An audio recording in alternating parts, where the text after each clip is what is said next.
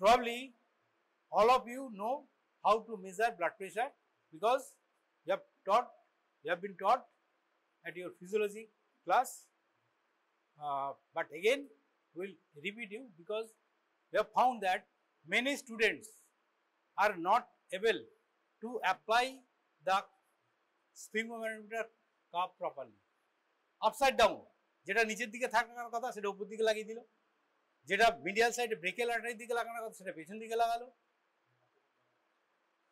যে রিডিংটা, যে ডায়ালটা, সে ডায়ালটা দেখা যাচ্ছে সে রাখছে নিচের দিকে অবলিকলি।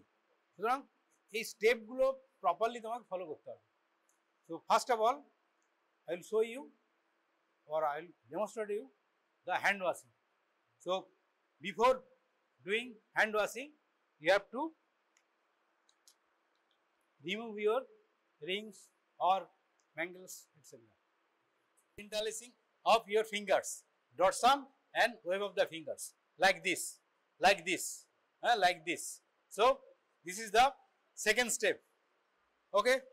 Next, the knuckles, you rub like this. Again, you rub like this. Next is tip of the fingers. You rub like this. You rub like this. Next is base of the thumb. You rotate forward and backward. Again, on this side, you rotate backward and forward. Next is wrist, forward and backward. Again, on this side, backward and forward. So these are the steps. So first of all, you have to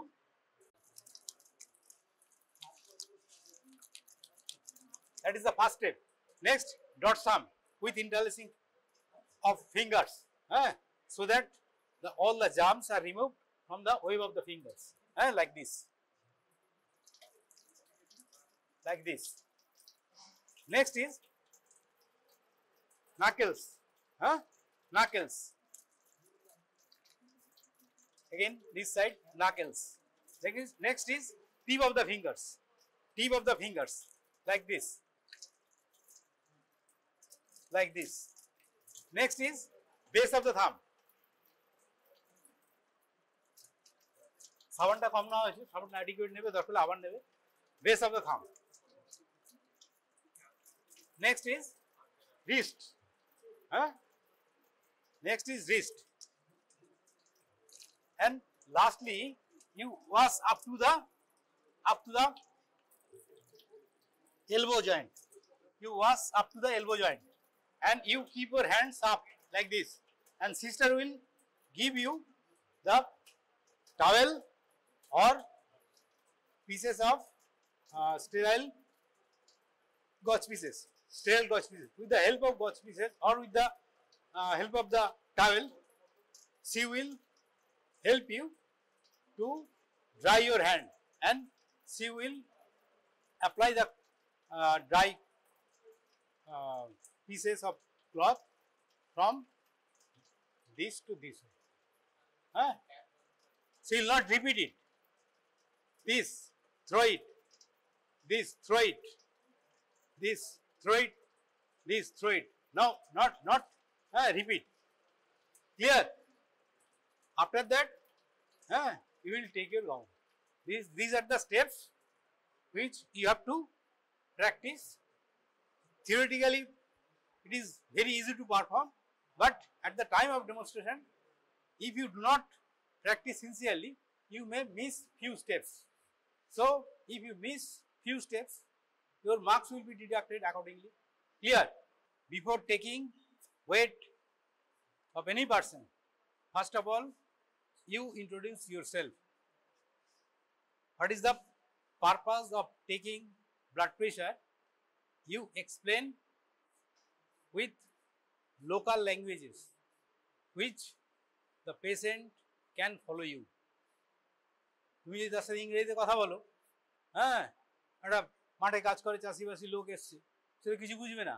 so you first of all introduce yourself, and then you explain your purpose of taking blood pressure with the use of local simple languages which he or she can understand.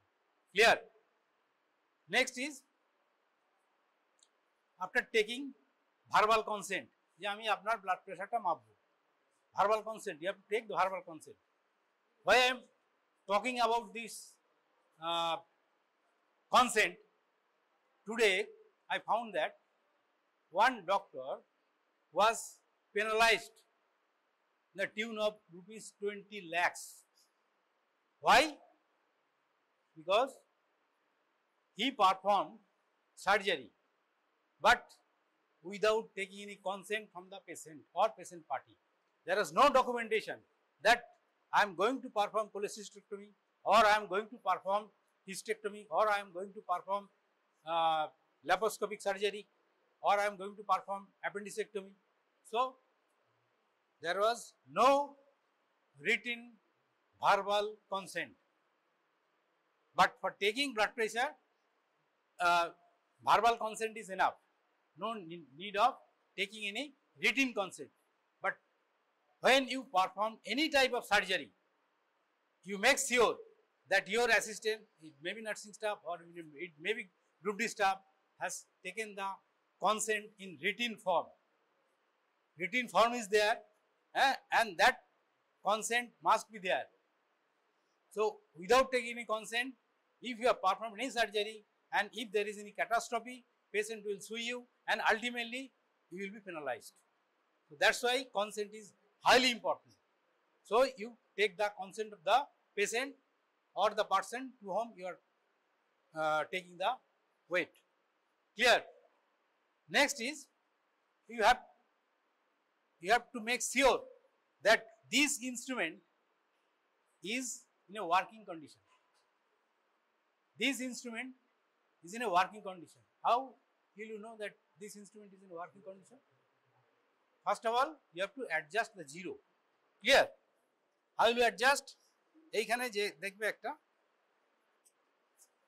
কাঁটা আছে, এই কাঁটাটাকে ঘোরালে হ্যাঁ zero adjustment. So first of all you have to make it a zero adjustment. Zero adjustment হয়ে গেল. Next হচ্ছে you have to take the weight of a non person. Suppose আমার ওয়েট ইউজুয়ালি 55, 56, তাহলে আমার ওয়েটটা কত দেখি? দেখো একজন দেখো না, ওভাবে দেখলে হবে না. You have to take the reading perpendicularly. Obliquely দেখলে কি করে হবে? কাছে এসে দেখতে হবে একদম পুরো ভার্টিক্যালি. দেখো কত আসছে? 56.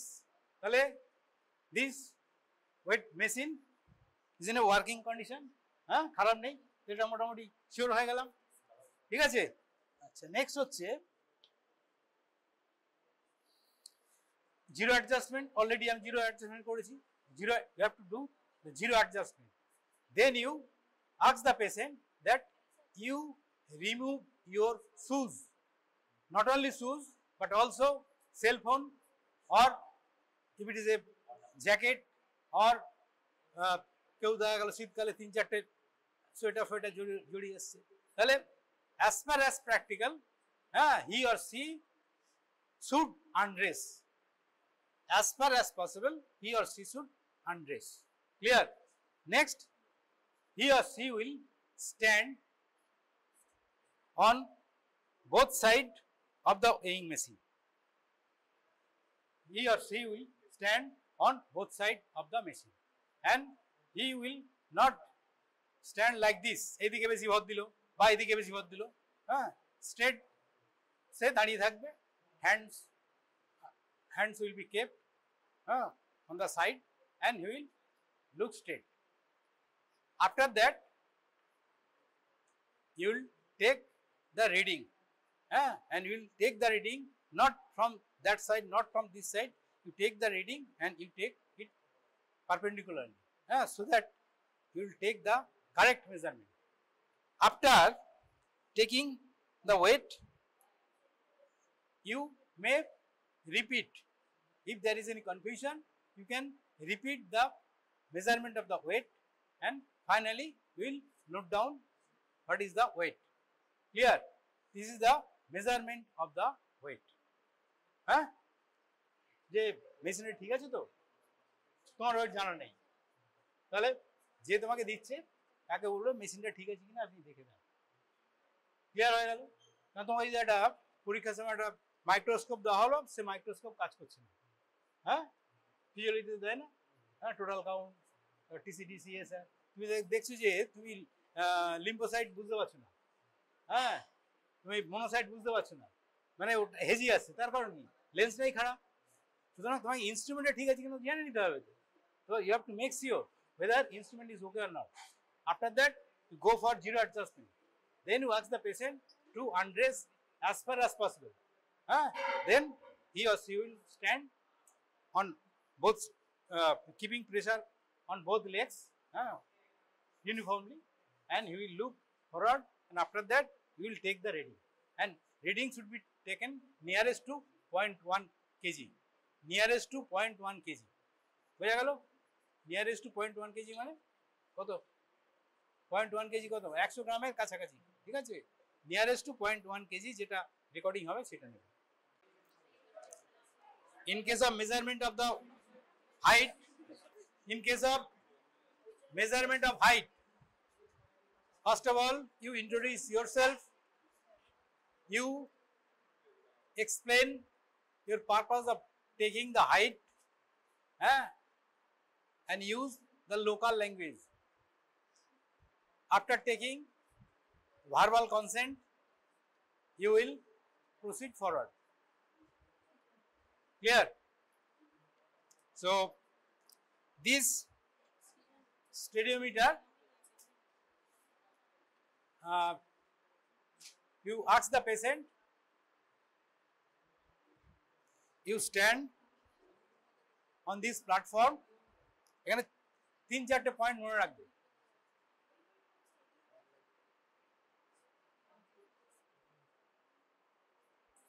এই যে হিল উইল টাচ, এইখানে যে একটা স্ট্যান্ড আছে, স্ট্যান্ডে আমার হিলটা টাচ করবে, পাটা না, ঠিক আছে, বেশি ওয়েটটা পেছনে পড়ে গেছে। 4টে পয়েন্ট মনে রাখবে, heel will touch the guard, on the side of the leg, ওইখানে যে গার্ডটা আছে ওখানে হিলটা টাচ করবে, এক নম্বর পয়েন্ট, এটা মনে রাখবে। Next point, buttock will touch this rod, next is scapula will touch this rod, next is external occipital protuberance, it will touch the rod. Clear? And last important thing is patient will look forward in the Frankfurt plane. What is Frankfurt plane? FRANK, Frank, FORT, Frankfurt plane. Frankfurt plane আর কিছুই নয়, outer বা lower orbital plate আর এই যে ট্রেগাস মানে external auditory মিটাস, এইটা একটা straight line, এই straight লাইনে তাকাবে, ঠিক আছে? In case of measurement of the height, heel will touch, buttock will touch, scapula, wings of the scapula will touch, external occipital protuberance will touch, and he or she will look straight forward in the Frankfurt plane, and after looking forward, এখানে কি এটাকে নামানো, যদি নামানো যায় তাহলে this bar will touch, ঠিক আছে? এটাকে নামাও, ঠিক আছে? আচ্ছা, এখানে সব জায়গায় স্টেডিওমিটার পাওয়া যাবে না, আমরা কমিউনিটি মেডিসিনের লোক, মাঠে ঘাটে ফিল্ডে কাজ করতে হবে, সেটা কিভাবে করতে হবে পড়ে দেখাচ্ছি। এখানে ল্যাবের মধ্যে we have got all these facilities, that's why we can directly measure the height, ঠিক আছে? কিন্তু মাঠে ঘাটে সেখানে তুমি পাবে না, সেটা কিভাবে করতে হবে বলে দিচ্ছি। তাহলে এখানে তুমি আমার জাস্ট মাথাটাকে টাচ করবে, এইবার হাতটা স্ট্রেট এরকম সাইডে ঝুলবে, এবার তুমি দেখো কত রিডিং আসছে, ঠিক আছে? আমার হাইট মোটামুটি 156, ঠিক আছে? 156, এবার তুমি দেখো কত আসছে, 156, 157, ওই 56, 57, ক্লিয়ার? এই তো এখানে তো স্কেল আছে তো। না উপরটা না, এইটা যেটা টাচ করবে, একটা মেজারিং টেপ, টেলারিং টেপ যেটা 5 ফিট হলে মোটামুটি এরকম আসবে। তাহলে এখানে তুমি দাগ দিলে 5 ফিট, তারপরে 2 ইঞ্চি বা 3 ইঞ্চি ইন্টারভ্যালে, বেটার হচ্ছে 2 সেন্টিমিটার ইন্টারভ্যালে, 2 সেন্টিমিটার বা 1 ইঞ্চ, যদি তুমি 1 ইঞ্চ করো 1 সেন্টিমিটার ইন্টারভ্যালে তুমি মার্কিং করলে, হ্যাঁ, চক দিয়ে মার্কিং করলে 6 ফিট হয়ে গেল, আবার মার্কিং করলে, এই করে 6.5 বা 7 ফিট। এটা হচ্ছে টেলার স্টেপ, তাই তো? একদিকে সেন্টিমিটার আর একদিকে ইঞ্চেস, একদিকে সেন্টিমিটার একদিকে ইঞ্চেস। তুমি সেন্টিমিটার নেওয়াটাই বেটার। তুমি সেন্টিমিটারে এখানে টোটাল যত সেন্টিমিটার হয় তুমি মার্কিং করলে। হাইট ইউজুয়ালি 5 ফিটের অ্যাবাভ 5 ফিট। এবার 5 ফিটের ওপর যদি ছোট বাচ্চা না হয়, স্কুল গোয়িং চিলড্রেন যদি না হয়, অ্যাডাল্ট যদি হয়, তাহলে আপ টু 5 ফিট তুমি একটা মার্কিং করলে,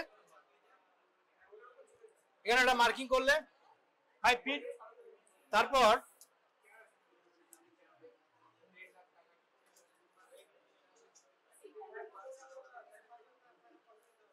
এটা 10 সেন্টিমিটার, এখানে তুমি 10 সেন্টিমিটার 2 সেন্টিমিটার গ্যাপে গ্যাপে তুমি মার্কিং করলে, বুঝা গেল?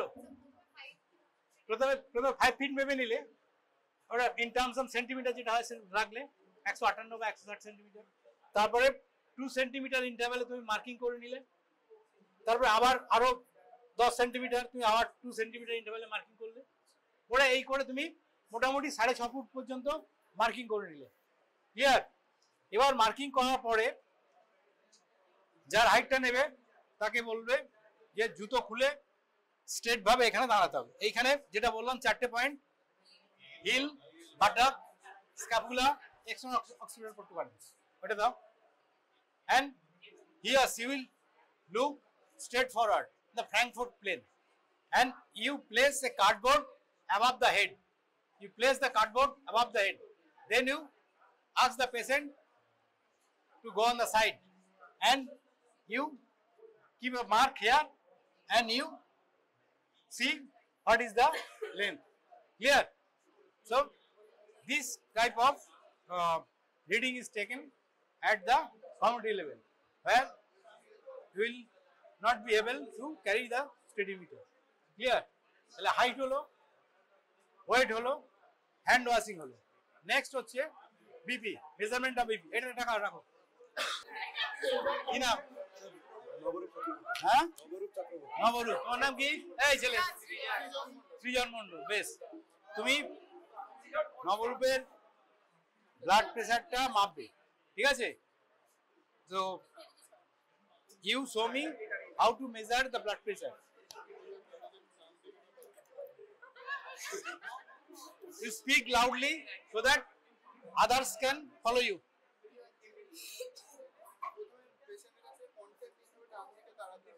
জোরে ওইদিকে তাকিয়ে, এই একটু আস্তে আস্তে।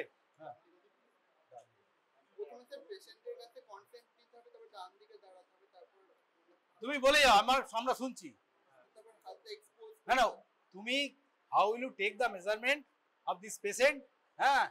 You take the blood pressure of this person.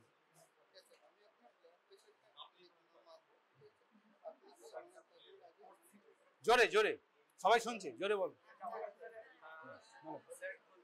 এই সৃজন প্রেসার মাপছে, প্রত্যেকটা স্টেপ তোমরা ফলো করবে, তারপরে আমি ফাইনালি বলে দিচ্ছি। জোরে বলবে।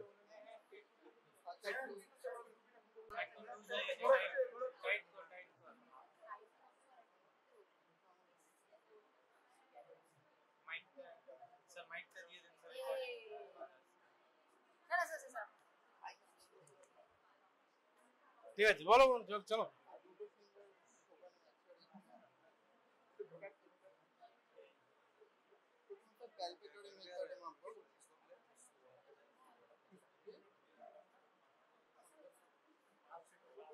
শান্তিনিকেতন মেডিকেল কলেজের 2য় বর্ষ বা 3য় বর্ষের ছাত্রছাত্রী, এটা আমাদের শিক্ষার একটা অঙ্গ হিসেবে আমরা প্রেশারটা মাপবো। সঙ্গে সঙ্গে এটাও ঠিক, আপনার প্রেশারটা যদি কোনোদিন না দেখা হয়ে থাকে, প্রেশারটাও কিন্তু আপনার চেক করা হয়ে যাবে যে আপনার প্রেশারটা নর্মাল আছে না অনেক বেশি আছে। ঠিক আছে, তাহলে তোমার পারপাসটা বললে, পেশেন্টের কনসেন্ট নিলে। নেক্সট হচ্ছে you allow the patient to sit comfortably at least for 5 minutes. একটা লোক তাড়াতাড়ি এলো, তাকে বসালে, তুমি প্রেশার মাপলে, you will not get the actual result. কেন? স্যার তাড়াতাড়ি এসছে, তার একটা এমনি এক্সরশন হয়েছে, এছাড়াও তার একটা আননোন এনভায়রনমেন্টে আসছে, একটা টেনশন থাকতে পারে, হ্যাঁ, যে এতগুলো সব কোচি ডাক্তারবাবু, হ্যাঁ, আমার প্রেশার দেখবে, সুতরাং তার একটা হিডিন অ্যাংজাইটি থাকতে পারে, সুতরাং তার প্রেশার একটু অটোমেটিক্যালি বেশি আসবে। যার জন্যে you allow the patient to sit comfortably for at least for 5 minutes. ঠিক আছে, এবার হয়তো ও বসলো, আমি ওর পাশে বসলাম, ওর সাথে গল্প করলাম, এই তোমার বাড়ি কোথায়, হ্যাঁ, বাবা কি করেন, মা কি করেন, হ্যাঁ, সকালবেলা কি খেয়েছো, হ্যাঁ, শরীর ভালো আছে কিনা, বাড়ির সব খবর ভালো কিনা, এই করে তার সাথে একটু খেজুরে আলাপ করলাম, হ্যাঁ, খেজুরে আলাপ করে 5 মিনিট তুমি টাইম ব্যয় করলে। নাহলে সে বসে আছে, তুমি বসে আছো, ও বোকার মতো বসে আছে, আমি বসে আছি, হ্যাঁ, মিনিংলেস। সুতরাং তার সাথে একটু খেজুরে আলাপ তোমায় করতে হবে। করে after 5 minutes you ask the patient that you sit comfortably and you place your hand on the hand rest so that hand is placed at heart level. এই জিনিসগুলো মনে রাখবে। তাহলে কমফোর্টেবলি সে বসলো, আফটার 5 মিনিটস তুমি তাকে বললে ইউ এক্সপোজ ইউর আর্মস, হ্যাঁ, আর্মসটা তাকে এক্সপোজ করতে হবে, যেহেতু এর ফুল হাফা তাহলে অতটা প্রবলেম হতো না, তাহলে এক্সপোজ করতে হবে, হাতটাকে একটা রেস্ট পজিশনে রাখতে হবে, so that the hand is placed at heart's level, হার্টের লেভেলে মোটামুটি হাতটা থাকবে। এইবার আমি কেন টুল নিয়ে বসলাম? আমি এই কারণে বসলাম, আমি যখন রিডিংটা নেব, এইটা যে আমি রিডিং নেব, যাতে করে আমার আই আর এই রিডিং মোটামুটি একটা একই প্লেনে থাকে। আমি যদি দাঁড়িয়ে নিই তাহলে কি হচ্ছে, অবলিকলি হয়ে যাচ্ছে, প্রপার রিডিং আমি নিতে পারবো না। সেই জন্য অ্যাট আই লেভেলে আমার এই ওয়াচটা রাখতে হবে। বোঝা গেল? নেক্সট হচ্ছে ইউ প্লেস দ্য কাফ। কাফটা কিভাবে জড়াবে? প্রথমত মোটামুটি আর্মের 80% কভার করবে। এই যে কাপগুলো, এই খুব না বিশাল 130 কিলো ওজন না হয়, তাহলে এই কাপ অ্যাডিকুয়েট। আর কি না, এই যে ব্রেকিয়াল আর্টারি, মিডিয়াল এপিকন্ডাইল, তার ল্যাটারালি, হ্যাঁ, এইখানে ব্রেকিয়াল আর্টারি আছে, ব্রেকিয়াল আর্টারির 1 ইঞ্চি উপরে থাকবে lower border of this cup, আর এক্সিলা থেকে 1 ইঞ্চি নিচে থাকবে upper border of the cup. Clear? Theoretically এই জিনিসগুলো তোমাকে মোটামুটি যতদিন না পাস করছো মনে রাখতে হবে। পাস করে যাওয়ার পরে যদি তুমি ভুলে যাও, আমি কিছু মনে করবো না। ঠিক আছে, নেক্সট। আচ্ছা, তাহলে এটাকে তোমাকে সঠিকভাবে প্লেস করতে হবে। এইবার এইটা কোন জায়গায় রাখবে? এই যে ব্রেকিয়াল আর্টারি লেভেলে এইটা থাকবে, এই নয় যে এটা এই সাইডে। ঠিক আছে, অনেকে কি করে এই সাইডে, আবার অনেকে কি করে এইটা ওপর দিকে দিয়ে দেয়। পরীক্ষার সময় দেখা যাচ্ছে একটা স্টুডেন্ট সে কাপটা লাগাচ্ছে এইটা ওপর দিকে, তাহলে সে 10-এ কত পাবে? 0 না হলে 1 পাবে, কারণ কষ্ট করে বসিয়েছে, হ্যাঁ, কাপটা জড়িয়েছে। সুতরাং আমি তাকে 0 দেবো না, 1 দেবো, কারণ সে গ্রস মিস্টেক করছে। সুতরাং গ্রস মিস্টেক যাতে না হয় সেটা তোমার খেয়াল রাখতে হবে।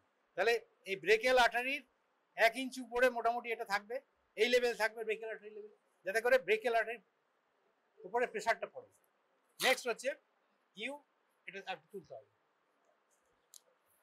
ইউ wrap this cup, হ্যাঁ, to some extent tightly, snap, হ্যাঁ, খুব টাইট করবে না, একটু টাইট করতে হবে। নেক্সট হচ্ছে ক্লোজ দ্য নব।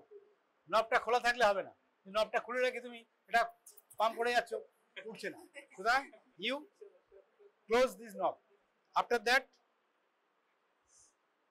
ইউ প্লেস দ্য, বা পেশেন্টকে বলতে পারো যে আপনি এই লেভেল ধরুন, ঠিক আছে, এই লেভেল।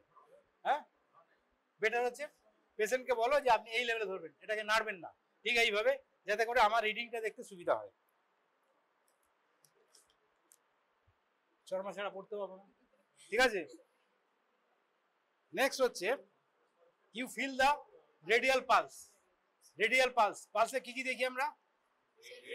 রেট, রিদিম, ভলিউম আর থিকনেস, তাই তো, মেডিসিনে পড়েছো। তাহলে এখানে আমরা মূলত রেটটাই আমরা দেখব, আমাদের রেটটা দরকার। আমাদের রিদিম বা ভলিউম অতটা আমরা ওরিড নয়, কারণ আমরা একটা ব্লাড প্রেশার মাপছি তো, রেটটাই, হ্যাঁ, we are worried about the rate.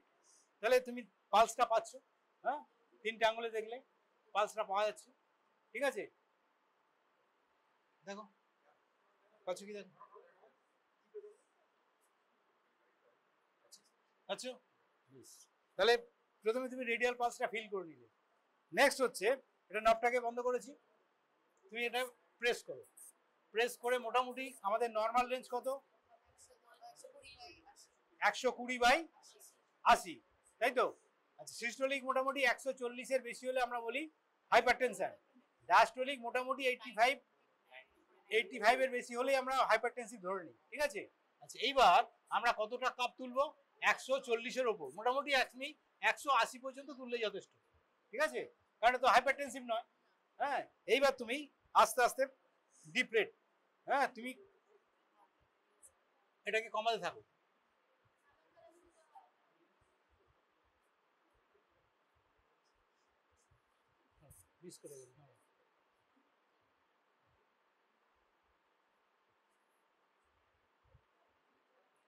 মোটামুটি 100-তে, হ্যাঁ, কটকপ সাউন্ডটা চলে গেল, ঠিক আছে। তাহলে 100টা মোটামুটি সিস্টোলিক। তাহলে আমার প্রেশারটা কতটা তুলতে হবে? 100 থেকে অন্তত আরো 30 সেন্টিমিটার, এই সরি, আরো 30 মিলিমিটার মার্কারি বেশি তুলতে হবে। সিস্টোলিকে আমি প্যালপেটরি মেথডে দেখলাম যে সাউন্ডটা আমরা পেলাম 100 মিলিমিটার মার্কারিতে। তাহলে আমার নেক্সট হচ্ছে মোটামুটি 100 থেকে আরো আমার 20-30 বেশি তুলতে হবে। এবার তুমি স্টেথোটা লাগিয়ে নিলে, এটা সাউন্ডটা তুমি কানে পাচ্ছ কিনা টেস্ট করে দেখে নিলে, ইয়েস, কানে পাওয়া যাচ্ছে। এবার তুমি ব্রেকিয়াল আর্টারির উপরে রাখবে, হ্যাঁ, খুব জোরে প্রেস করবে না, লাইটলি প্রেস করবে। এইবার এটাকে তুমি আস্তে আস্তে প্রেশারটা তুমি 100-তে পেয়েছি সিস্টোলিক, তাহলে 100-এর উপর মোটামুটি এইবার স্লোলি নামাতে হবে, 2 to 3 millimetre per second gradually নামাতে হবে। 110-এ পেলাম।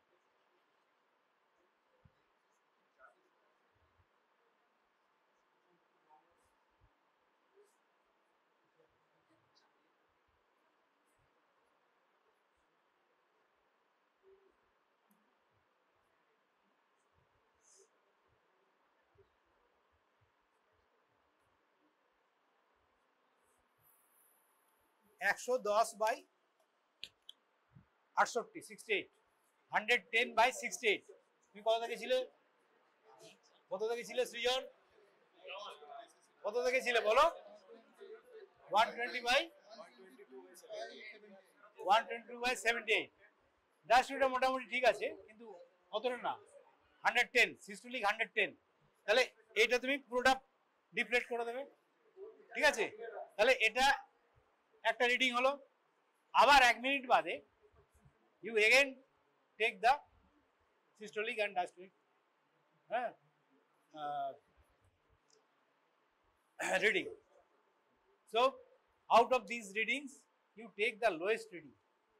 তাহলে প্রথমে তাকে 5 মিনিট বসালে, প্যালপেটরি মেথডে সিস্টোলিক ব্লাড প্রেশার দেখলে, নোট ডাউন করলে, তারপরে তুমি ব্লাড প্রেশার মেজার করে সিস্টোলিক ডায়াস্টোলিক দুটোই নোট করলে। আবার 1 মিনিট বাদে আবার তুমি রিপিট করলে, রিপিট করে সিস্টোলিক ডায়াস্টোলিক পেলে। এই যে এতগুলো রিডিং, সিস্টোলিক 3টে, ডায়াস্টোলিক 2টো, এর মধ্যে you take the lowest reading. Clear? আর একটা জিনিস বলে রাখি, যদি কোনো পেশেন্টকে তুমি ফার্স্ট টাইম প্রেশার দেখলে, দেখে সে 150, ডায়াস্টোলিক 100, তুমি তাকে অ্যান্টি হাইপারটেনসিভ ড্রাগ প্রেসক্রাইব করবে? একটা রিডিং দেখে কখনোই তুমি অ্যান্টি হাইপারটেনসিভ ড্রাগ প্রেসক্রাইব করবে না, ঠিক আছে? তাকে আবার এক সপ্তাহ বাদে আসতে বলো, আবার তাকে দেখো, যদি দেখো যে মোটামুটি দুটো রিডিং কাছাকাছি, তাহলে তাকে অ্যান্টি হাইপারটেনসিভ ড্রাগ প্রেসক্রাইব করতে হবে। আর যদি বর্ডার লাইন হাইপারটেনশন থাকে তাহলে lifestyle modification, avoid salty diet, avoid extra salt in the diet, এগুলো অ্যাডভাইস করলে এক মাস বাদে আবার তাকে আসতে বললে, আবার তুমি চেক করলে, যদি দেখো যে রিডিংটা মোটামুটি নর্মাল রেঞ্জে এসে গেছে, তাহলে you advise the patient to continue this lifestyle modification, like regular exercise at least half an hour. Kiram exercise, brisk walking. If there is no cardiac problem, তাই যদি হার্টের ভালভে কোনো সমস্যা থাকে তাহলে তুমি তাকে এক্সারসাইজ বললে হবে না। তো সুতরাং you exclude any cardiac problem. After that, if there is no cardiac problem, you can advise your patient that you must do at least 30 minutes brisk walking regularly, মানে 1.6 kilometre per hour. brisk walking মানে 1.6 kilometre per hour. so brisk walking at least 30 minutes daily. next is dash diet তোমার পড়ানো হয়েছে তো, হ্যাঁ আমি আর ওর মধ্যে ঢুকছি না। Advice dash diet. next is avoid salty food, এই যে সি ফুড যেগুলো, হ্যাঁ নোনা মাছ যেগুলো অনেকটা সল্টি, এই সল্টি ফুডগুলো অ্যাভয়েড করা। সল্ট কন্টেনিং এই যে নোনতা বিস্কুট এগুলো অ্যাভয়েড করা। হ্যাঁ তারপরে তোমরা আলু কাবলি, হ্যাঁ প্রচুর সল্ট দেবে, হ্যাঁ ফুচকা, তাহলে এগুলো অ্যাভয়েড করা।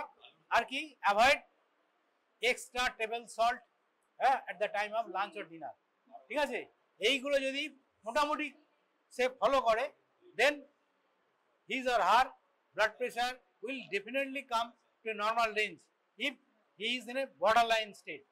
যদি borderline থাকে তাহলে কিন্তু আর নরমালি এসে যাবে। But if he is hypertensive, stage 3 hypertension 160/100, তাহলে stage 3 hypertension সেখানে তুমি ডেফিনেটলি অ্যাডভাইস করবে, কিন্তু in addition to that you have to prescribe amlodipine, first line of drug, amlodipine 5 mg daily. যদি অ্যামলোডিপিনে এক মাস পরে কাজ না হয়, then you increase the dose 10 milligram, তাতেও দেখা গেল অ্যামলোডিপিনে কাজ হচ্ছে না, দেন ইউ অ্যাড ডায়ুরেটিক্স, হ্যাঁ তাতেও যদি কাজ না হয় তখন থার্ড তুমি আর একটা টেলমিসাটান অ্যাড করো, ঠিক আছে? এই মোটামুটি হাইপারটেনশনের ট্রিটমেন্ট। কিন্তু you advise the patient as you are hypertensive and you are dependent on antihypertensive drug, so you must keep in mind that till death you have to continue these antihypertensive drugs. After 3 or 4 months you may be normotensive, but in spite of normotensive state you have to continue these antihypertensive drug. Dose may be reduced, but you will not stop these antihypertensive drug. তাহলে এই non communicable disease hypertension যার drug dependent হয়ে যাচ্ছে তাকে continue করতে হবে। আর একটা হচ্ছে টাইপ 2 ডায়াবেটিস বা টাইপ 1 ডায়াবেটিসও যদি হয় তাকে ইনসুলিন বা oral hypoglycemic drugs till death continue করতে হবে। এই দুটো নন কমিউনিকেবল ডিজিজ, এটা খুব যত দিন যাচ্ছে এটা প্রত্যেক বাড়িতেই মোটামুটি দেখা যাচ্ছে কেউ না কেউ হাইপারটেনসিভ, কেউ না কেউ ডায়াবেটিক। সুতরাং এই যে ইম্পর্টেন্ট নন কমিউনিকেবল ডিজিজ এটা কিন্তু মুড়ি মুড়কির মতো প্রত্যেক বাড়িতেই কম বেশি আসছে। সুতরাং এই ড্রাগ তাদেরকে কন্টিনিউ করতে হবে, side by side lifestyle modification তাকে চালিয়ে যেতে হবে, ঠিক আছে? এটা আর 5টা রোগ নয় যে এআরআই, ডায়রিয়া, যে আমি 7 দিনের একটা ওষুধ দিলাম, বা টাইফয়েড 2 সপ্তাহ বা 3 সপ্তাহ ওষুধ দিলাম, হ্যাঁ কমপ্লিটলি কিওর হয়ে গেল, বা ইউটারি ইনফেকশন বা সেপ্টিসিমিয়া, পেশেন্টে 10 দিন 15 দিন চিকিৎসা দিলাম, 3rd জেনারেশন কেফালোস্পুরিন দিলাম, পেশেন্ট ঠিক হয়ে গেল। Not like that. এক্ষেত্রে পেশেন্টকে কন্টিনিউ করতে হবে। And also you advise the patient to come for regular check up, তাকে রেগুলার চেক আপে আসতে হবে, অন্তত মাসে একবার ব্লাড প্রেশারটা দেখতে হবে। যদি ডায়াবেটিক হয় তাকে অন্তত 1 মাস না হোক 2 মাস 3 মাস অন্তর তার ব্লাড প্রেশার তার ব্লাড সুগারটা চেক আপ করতে হবে। Not only fasting but also PP blood sugar and also HbA1c। কেন? কারণ HbA1cটা লাস্ট 3 মাস তুমি কতটা কন্ট্রোল করেছো তার রিফ্লেকশনটা পাওয়া যাবে HbA1c তে। কিন্তু ফাস্টিং তুমি যেদিন টেস্ট করলে তার আগের দিন তুমি গেল বেশি কিছু খেলে না, রিপোর্ট নর্মাল, আমি খুব খুশি, আরে আমার তো রিপোর্ট নর্মাল, হ্যাঁ ঠিক আছে আজকে 4টে রসগোল্লা খেয়ে নেবো, হবে না। সুতরাং তোমাকে not only fasting but also you have to measure the PP, post pandal blood sugar. PP কিভাবে করা হয়? আইডিয়ালি পিপি, এই সৃজন কোথায় গেল? সৃজন বলো পিপি কিভাবে করবে? How to measure PP, post pandal blood sugar?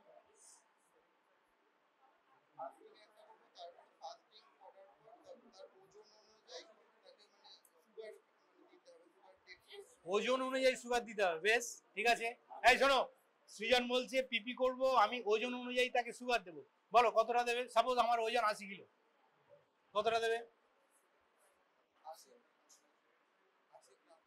80 গ্রাম। কোন বইয়ে পেয়েছো বাবা এটা? নতুন হ্যারিসন, আমি জানি না, কারণ এখন তো বয়স হয়ে গেছে, অত আপডেটেড নই আমি। হ্যাঁ সুতরাং আমি তোমাদের কাছে জানতে চাইছি, আমি যতদূর জানি 75 গ্রাম গ্লুকোজ, 75 গ্রাম গ্লুকোজ, মুদির দোকানে যাবে, গ্লুকোজ প্যাকেট 100 গ্রাম থাকে, তাকে বলবে ভাই এটাকে 75 গ্রাম রেখে বাকিটা ফেলে দাও। 75 গ্রাম গ্লুকোজ, এটা হ্যারিসনের স্ট্যান্ডার্ড যে পিপি সুগার মেজারমেন্ট ফলো করা হয়। এই নয় যে দুপুরে খাবার খেয়ে আসবে, কেউ 1 থালা ভাত খেতে পারে, কেউ আবার 2 থালা ভাত খেতে পারে, ঠিক আছে। সুতরাং ওটা কিন্তু ট্রু পিকচার দেবে না। So you have to take 75 gram glucose, clear? 75 gram glucose. তুমি যেটা বললে ওয়েট অনুযায়ী কত গ্লুকোজ, এটা যদি কোনো বই থাকে আমাকে প্লিজ হ্যাঁ জানাবে, ঠিক আছে। তাহলে 75 গ্রাম গ্লুকোজ তাই খাওয়ালে, খাওয়ার পরে কি করবে? তুমি ঘড়ি ধরে দেখলে 75 গ্রাম গ্লুকোজ কখন খাওয়া শেষ হলো, জল দিয়ে গুলে খেতে ক মিনিট লাগবে? 1 মিনিট 2 মিনিট। তাহলে সাপোজ 10টায় শেষ হলো, তুমি তাকে বলবে যে আপনি ঠিক 12টা বাজতে 5 মিনিট আগে চলে আসবেন। হ্যাঁ, ask your patient to come at least 5 or 10 minutes before. তাহলে 5-10 মিনিট আগে এলো, আসার পরে তাকে বসালে, যেই 12টা বাজলো তুমি তার ব্লাডটা নিলে, ভেনাস ব্লাড নিলে, হ্যাঁ 2 cc ভেনাস ব্লাড নিয়ে তার পিপি সুগারটা দেখলে। এইবার দেখা যায় যদি তার পিপি সুগার 140-এর নিচে তাহলে নর্মাল। যদি দেখা যায় তার পিপি সুগার 140 থেকে 200-র মধ্যে তাহলে প্রি ডায়াবেটিক, 200 বা তার বেশি তাহলে ডায়াবেটিক। তাহলে ডায়াবেটিকের লেভেল, কাট অফ লেভেল হচ্ছে পিপির ক্ষেত্রে 200 মিলিমিটার মার্কারি, হ্যাঁ 200 মিলিগ্রাম পার্সেন্ট অর অ্যাবাভ, আর fasting 126 milligram percent and above. মনে থাকবে এই কাট অফ লেভেলটা পরীক্ষায় জিজ্ঞাসা করা হয়। অনেক স্টুডেন্ট কাট অফ লেভেলটাই বলতে পারে না। কেউ যদি ডায়াবেটিসের কাট অফ লেভেল না বলতে পারে, ব্লাড প্রেসারের নর্মাল রেঞ্জ যদি না বলতে পারে, তাকে ফার্দার কোশ্চেন এক্সামিনার করবে? হ্যাঁ, আমি হলে ক্ষমা ঘেন্না করে আরো হয়তো দুটো করব, কিন্তু যারা ইয়ং, যারা এক্সামিনার, হ্যাঁ যারা সবে 7-8 বছর আগে পাস করে এক্সামিনার হয়েছে, তারা আর ফার্দার পরীক্ষা করবে না। হ্যাঁ, তারা জিজ্ঞাসাই করবে না, বলে একে পাস করানো যাবে না। হ্যাঁ, একে আমি 10-এ 1 দিলাম বা 2 দিলাম, আমার কিছু করার নেই। আর এখন এই ছেলে এদিকে, এখন West Bengal University of Health সায়েন্সের নিয়ম হয়েছে, খাতা পরীক্ষার পরে সিল্ড এনভেলপে, in presence of postal department, in presence of observer, ট্রাঙ্কে সিল করে পাঠানো হচ্ছে, চলে যাচ্ছে ইউনিভার্সিটি থেকে। ইউনিভার্সিটি যাওয়ার পরে তোমার দেখা গেল ওখানে মেডিকেল কলেজের কোনো এক্সামিনের খাতা দেখছি, কেউ দেখা গেলো বাঁকুড়া মেডিকেল কলেজের এক্সামের খাতা দেখছি, কার খাতা সব ডিকোডিং করা আছে, নাম কিচ্ছু নেই। সুতরাং এখানে বায়াসের কোনো চান্স নেই, এটা একটা দিক। আর একটা দিক হচ্ছে during exam you have to give marks using ball pen, not pencil and eraser. Pencil eraser যদি বা কোনো এক্সামিনার ইউজ করেন, ফাইনালি তাকে ট্যাবুলেশনে ডেটা এন্ট্রি অপারেটর ওটাকে এন্ট্রি করার আগে সমস্ত পেনে তোমাকে ফিল আপ করতে হবে। সুতরাং once your marks is allotted with the help of ball pen, that cannot be manipulated. বোঝা গেল? সুতরাং পরীক্ষা এখন আগের মতো ব্যাপারটা নেই। যেটা বললো খুব চাপ। হ্যাঁ, আমি তোমার সাথে সহমত পোষণ করছি। অ্যাট দ্য সেম টাইম আমি তোমাদের সবাইকে বলছি, you must take the exam seriously and you read and read, you go through repeatedly. এই সাবজেক্টটা শুধু কমিউনিটি মেডিসিন নয়, মেডিকেল সায়েন্সের মেডিসিন বলো, সার্জারি বলো, দিস আর নট টাফ। তুমি যদি পড়ো, definitely you will pass and you will get good marks. আমি অনার্স যদি নাও বলি, you will get good marks, at least 65% তোমরা পাবে। কিন্তু যদি তুমি ফাঁকি মেরে স্টেজে ম্যানেজ করবো ওই মেন্টালিটি নিয়ে যদি থাকো, তাহলে কিন্তু আমি বলতে পারছি না হ্যাঁ ক চান্সে পাস করবো। ঠিক আছে, হলো। তাহলে এই ব্লাড প্রেসার মেজারমেন্ট দেখিয়ে দিলাম, measurement of weight, measurement of height বললাম। আচ্ছা, হ্যান্ড ওয়াশিং এ আমরা কেন করছি? হ্যান্ড ওয়াশিং কেন করা হচ্ছে? To prevent waterborne or foodborne disease. Next হচ্ছে, what are the waterborne disease? What are the waterborne disease? এইভাবে ধরো, bacterial cause, viral cause, protozoal cause. হ্যাঁ, এইভাবে যদি মনে রাখো তাহলে জিনিসটা পার্কের ওয়াটার চ্যাপ্টারে যাবে, ওখানে দেখবো সুন্দর দেওয়া আছে। তাহলে যদি আমরা ভাইরাল কজ ধরি, পোলিওমাইলাইটিস। পোলিও, এই আগের পরীক্ষায় যে ছেলেটা পরীক্ষা দিচ্ছিল, বোধহয় সাবডি ব্যাচের ছিল, পোলিও ড্রপস আমরা খাওয়াচ্ছি কোন ডিজিজটা প্রিভেন্ট করার জন্য? সে বললো, sir polio. How many of you are in favour of polio? বলো, হাত তোলো, হাত তোলো, হাত তোলো। How many of you are in favour of polio? Polio drops দিচ্ছি টু প্রিভেন্ট পোলিও, তাই তো? পোলিওমাইলাইটিস, রোগটা তো পোলিওমাইলাইটিস। পোলিও বললে হবে? হ্যাঁ, লেভ অ্যান্ড টার্ন। হ্যাঁ, পোলিও খাওয়াতে যাচ্ছে। সুতরাং you are going to a doctor, so yeah, so you must use the medical card. Disease হচ্ছে poliomyelitis. How poliomyelitis is spread? Mode of transmission? Droplet infection. How many of you are in favor of droplet infection? Follow. Poliomyelitis is transmitted by means of droplet infection.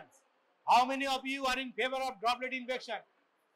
এই যে এদিকে এদিকে মুখগুলো দেখি অন্তত।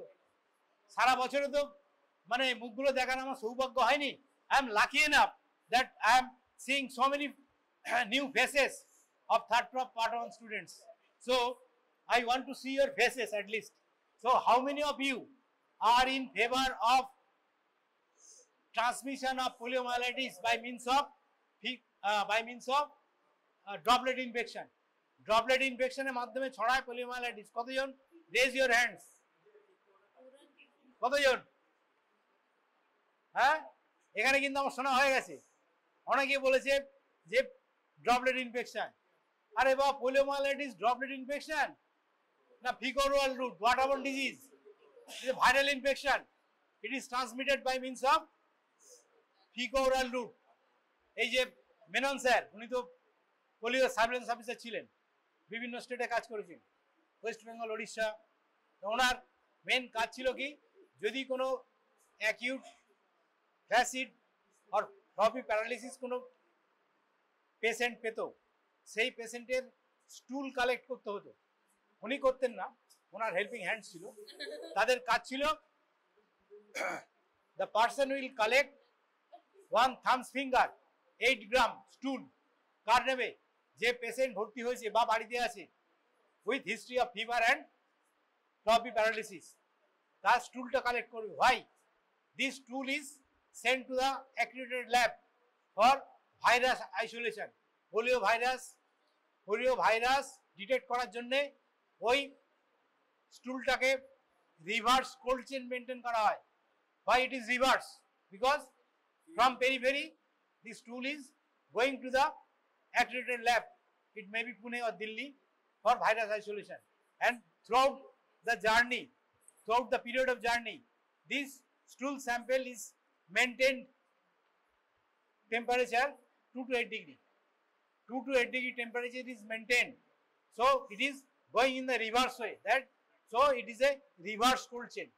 আর যেটা vaccine যেগুলো আসছে এয়ারপোর্টে নামলো, এয়ারপোর্ট থেকে ওয়াক ইন কুলারে স্টোর হলো, ওখান থেকে মেডিকেল কলেজে গেল, মেডিকেল কলেজ থেকে পিএসসিতে গেল, পিএসসি থেকে সাব সেন্টারে গেল, এই যে through out the journey up to the point of use, that means up to the point of beneficiary, যেখানে বাচ্চাকে ভ্যাকসিনেশন দেওয়া হচ্ছে, এই পুরো জার্নিটা হচ্ছে এটা cold chain.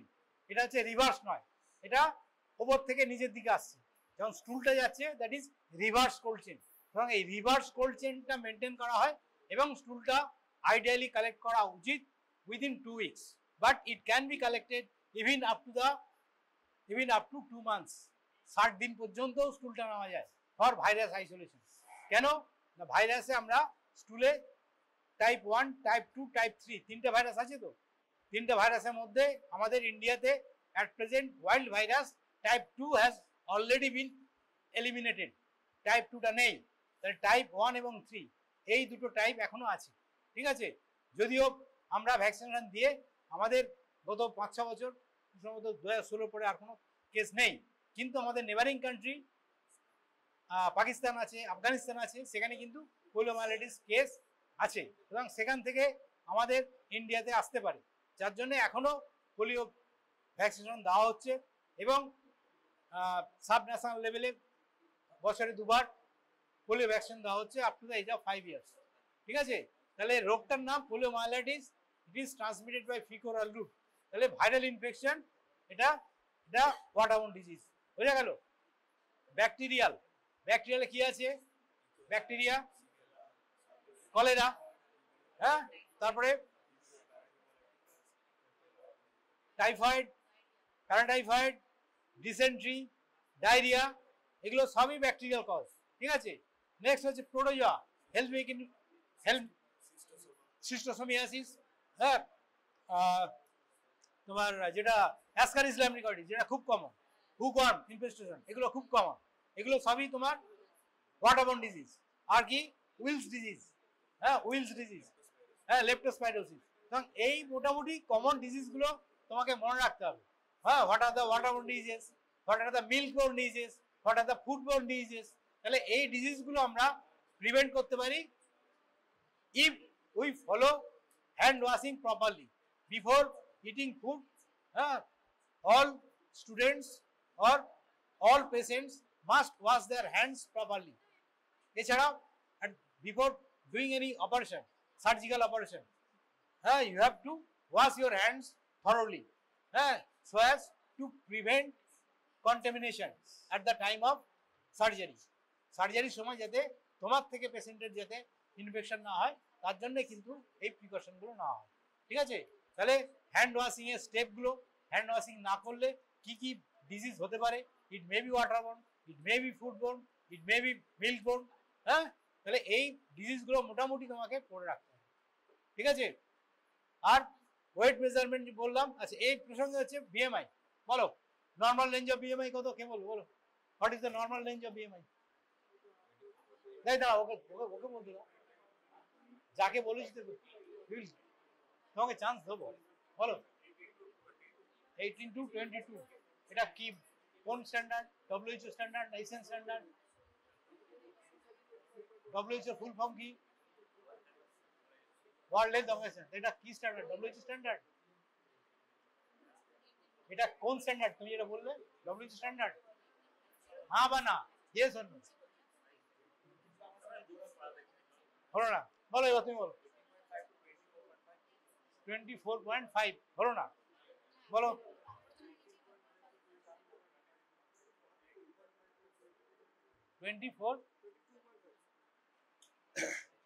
Upper WHO standard যদি বলো তাহলে 18.5 কি 18 একটু দেখে নেবে, আমার এক্সাক্ট মনে পড়ছে না, কিন্তু আপারটা হচ্ছে 24.99, 24.99, আর নিচেরটা 18 বা 18.5, এটা দেখে নেবে, ঠিক আছে? 24.99, ঠিক আছে? 18.5, তাহলে 18.5 টু 24.99, এটা হচ্ছে WHO standard, World Health Organization standard. How to calculate BMI বলো, হাউ টু ক্যালকুলেট, হ্যাঁ, ওয়েট বাই হাইট স্কয়ার হলো না, বলো। হাইট ইন মিটার স্কয়ার, কি বললো? Numerator weight in kg, denominator height in metre square. তাহলে তুমি ওয়েটটা নিয়েছো, তাহলে ওয়েট ইন কেজি তোমাকে ক্যালকুলেট করতে হবে, হাইটটা নিয়েছো, it may be inches or it may be centimetre, better to take in centimetre, so you convert in metre. তাহলে 100 দিয়ে ভাগ করতে হবে, তাই তো? করে তোমার মিটারে করলে করে তার স্কয়ার করতে হবে, তাহলে weight in KG, height in metre square করে তুমি দেখলে, সাপোজ কারোর BMI এলো মোর দেন 30, মোর দেন 30, তাহলে কি ওবেজ টাইপ 1, ঠিক আছে? তাহলে তাকে তোমাকে অ্যাডভাইস করতে হবে, ডায়েটারি অ্যাডভাইস, হ্যাঁ, ড্যাশ ডায়েট থেকে আরম্ভ করে লাইফস্টাইল মডিফিকেশন। তাহলে এই যে তুমি শুধু মেজারমেন্ট করলে, তুমি যদি এটাকে ইমপ্লিমেন্ট না করো, ইট ইজ ইউজলেস। হ্যাঁ, ও অনেক, এই তোমার নাম কি? হ্যাঁ, সালঙ্কারা। সালঙ্কারা সাপোজ দেখা গেল ও এইচএসে খুব ভালো মার্কস পেয়েছে, হ্যাঁ, মোর দ্যান 95% মার্কস পেয়েছে, মার্কস পেয়ে বাড়িতে চুপচাপ বসে আছে, আর কোনো হায়ার স্টাডি করছে না, কোনো ছাত্র পড়াচ্ছে না, তাহলে এটা ইউজলেস হয়ে গেল। তাহলে তুমি যেটা নিলে রিডিংটা, টু অ্যাপ্লাই, তোমাকে সেটাকে অ্যাপ্লাই করতে হবে। সুতরাং এই রিডিংটা নিয়ে তুমি দেখলে তার, যার হাইট ওয়েট নিয়েছি তার BMIটা কত, নর্মাল রেঞ্জে আছে না নর্মাল রেঞ্জে নেই।